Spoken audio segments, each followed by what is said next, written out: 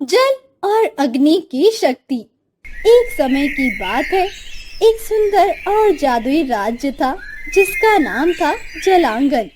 यहाँ के राजा थे अग्निवीर, जो आग के देवता थे, और रानी थी वर्षिका, जल की देवी।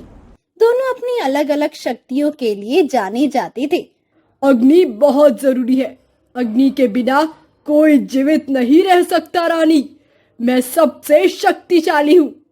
जल के बिना तो संसार ही सूख जाएगा, हर कोई प्यासा रह जाएगा। जल के बिना तो इसीलिए जल जीवन के लिए ज्यादा जरूरी है। राजा और रानी के बीच हमेशा ये छोटी छोटी बातें बड़ी लड़ाई बन जाती थी।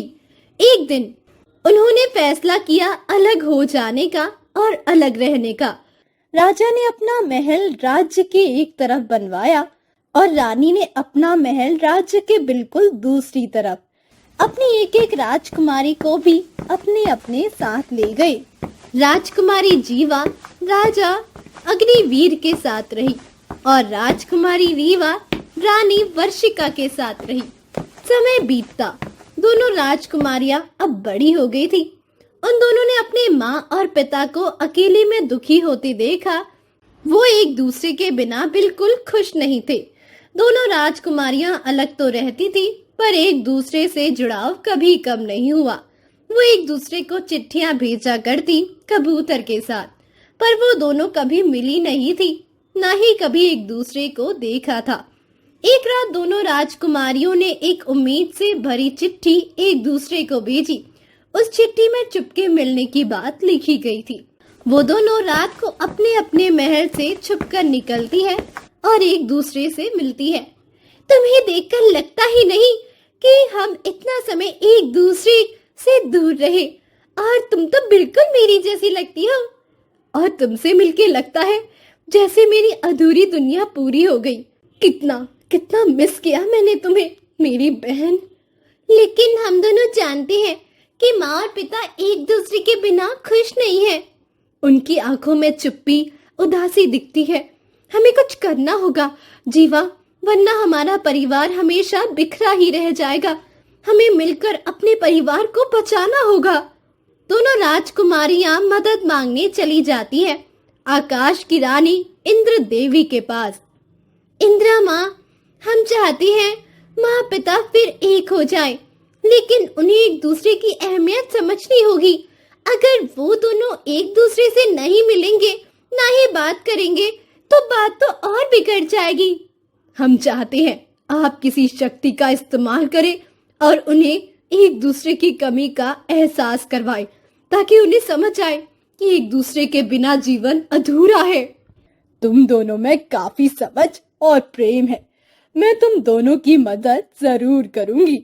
अच्छा चलो, थोड़ा जादू दिखाते हैं। इंद्रा रानी ने अपने जादू से मौसम में बदलाव किया, जिससे अग्निवीर के हिस्से में आई तीखी गर्मी। धरती तपने लगी। दूसरी तरफ वर्षिका के राज्य में बारिश ने जीना दुश्वार कर दिया। ये सूरज, क्या आग उगल रहा है। ये खेत सूख गए, लोग प्यासे मर रहे हैं। पिताजी, माँ से मदद मांग लीजिए। जल के बिना हम कुछ नहीं कर सकते। इसी तरह चलता रहा तो गांव वालों को इससे भी बड़ी मुसीबत का सामना करना पड़ेगा, और दोष आप पर ही आएगा, राज्य के राजा पर। अब तो जिद छोड़ दीजिए अपनी पिताजी, प्रजा के लिए ही सही। ये बारिश रुक ही नहीं रही। चूल्हा नहीं जल रहा लोगों के घरों में। लोग भूखे हैं और इतनी वर्षा के कारण खेत भी नष्ट हो रहे हैं। ऐसा कैसे चलेगा। माँ, अग्नि पिताजी की मदद ले लीजिए। गांव वालों को आप दोनों की शक्तियों की जरूरत है। जब तक आप दोनों एक नहीं होते, राज्य का संतुलन नहीं बनेगा। जिद छोड़ दीजिए माँ, अपनी प्रजा के लिए ही सही। अंत में राजा और रानी मिलते हैं। वर्षिका, राज्य में सूखा पड़ गया है। गांववासी बहुत परेशान है। राज्य को तुम्हारी शक्ति की जरूरत है वर्षिका।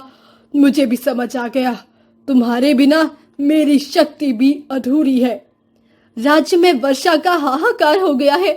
राजा गांववासियों के घरों में चूल्हा नहीं जल पा रहा है राजा, खेत नष्ट हो गए हैं ज्यादा वर्षा के कारण। मैं भी समझ गई अग्नि, तुम हो तो मैं हूँ। हम दोनों मिलकर ही इस दुनिया को जीवन दे सकते हैं, एक नया जीवन, और अपने राज्य को खत्म होने से बचा भी सकते हैं। राज्य फिर से एक हो जाता है, सब खुशी मनाते हैं। तभी इंद्रा देवी आती है। ये सब तुम्हारी बेटियों का कमाल है।